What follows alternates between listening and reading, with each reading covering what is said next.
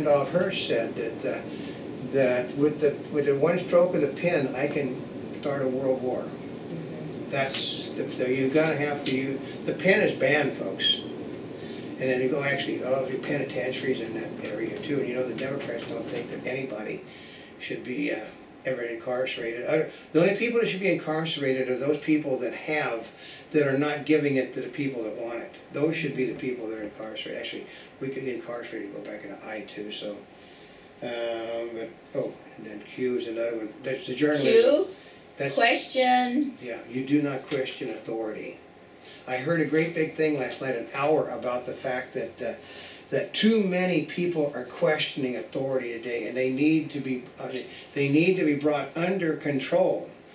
You know, because when you question authority, you cause problems. You should, like a blind sheep, obey the government.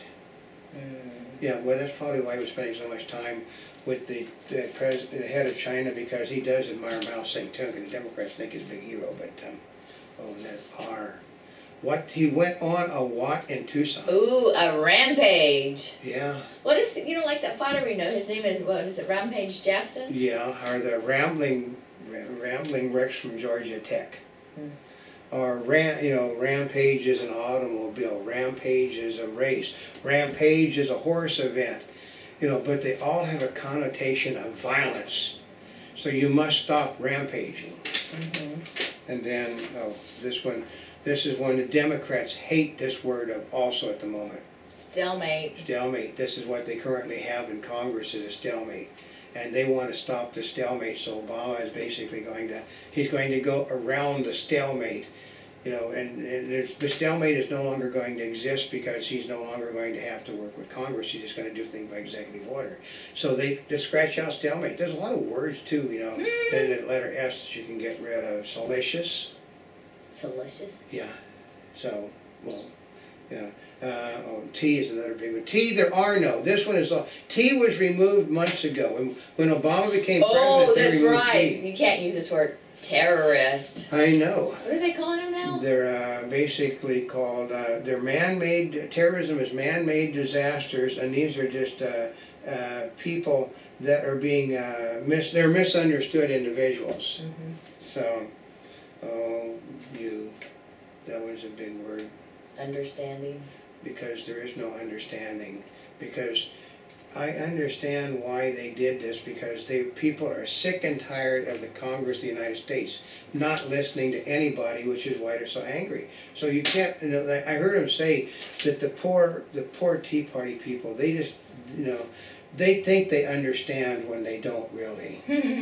They're being misled, which goes under the M again. And the next one, another one that we know is already, this one was banned 10 days ago or 11 days ago now. Was it really? Yeah. You can't use the word violence. You can't use not peace, violence. Violence. You cannot use the word violence on anything anymore. You can no longer. As I understand, they're going to take the word violence out of the movie ratings now and try to name it something else. Are you serious? Yeah. Remember, the Democrats run the Motion Picture Association of America. Oh. Okay. So they're going to remove the word violence. You cannot, and the TV things, you'll no longer, very shortly, you'll not see violence. You won't see a V for violence on video games either. Because that is a word that causes, the very word itself causes abhorrent reactions. Which basically goes back under. You see why you got to, there's so many words that one word leads to another word and that leads to a violent reaction.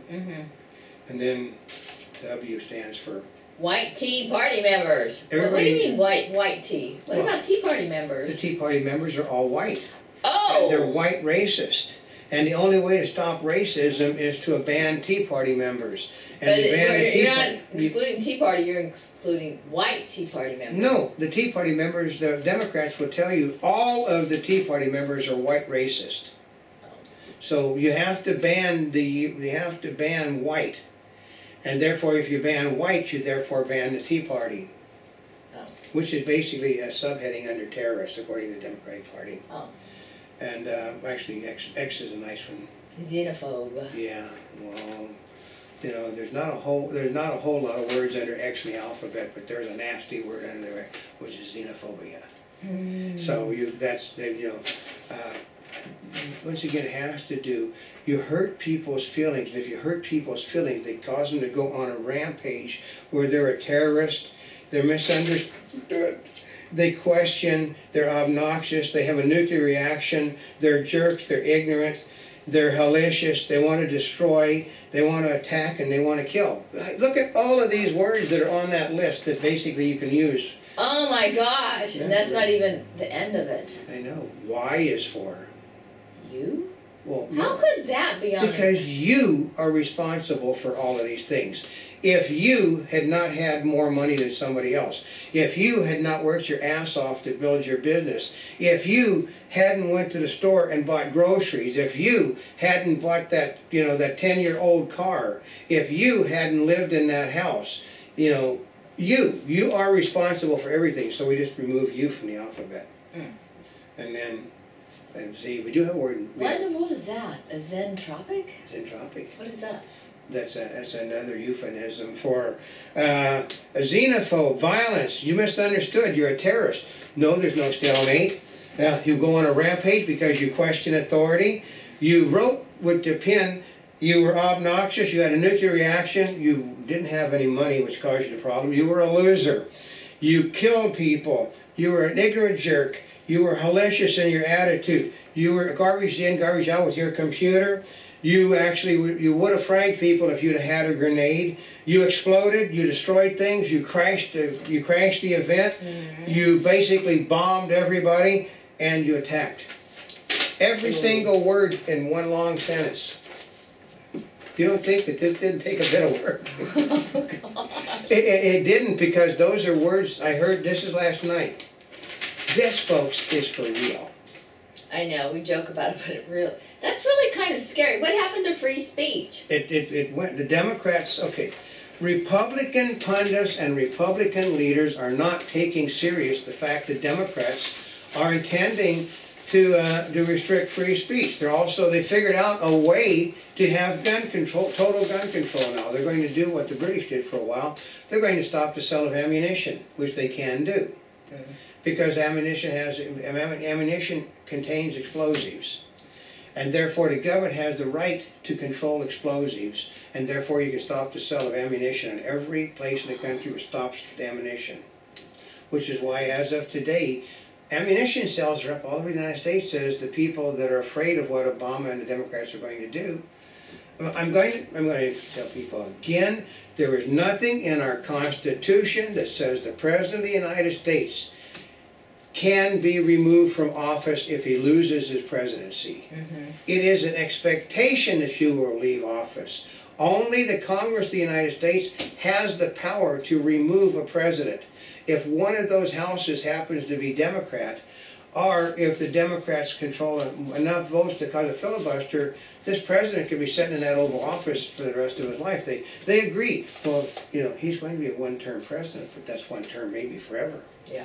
So the Republican Party doesn't understand. They don't believe. They don't think that this could happen. Well, they didn't think that the president basically could mandate family farms out of business. He did that last a week or so ago.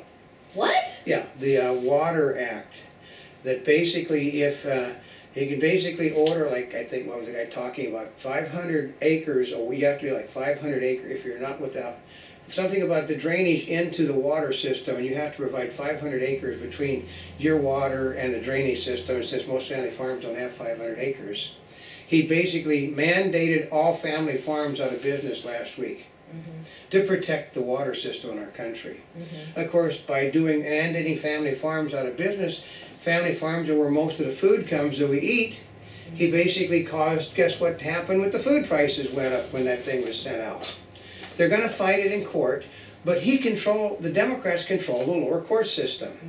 And they're basically, the legislation being piled on the Supreme Court is so big now that the Supreme Court is basically letting things stand, like you don't have the right to demand a vote.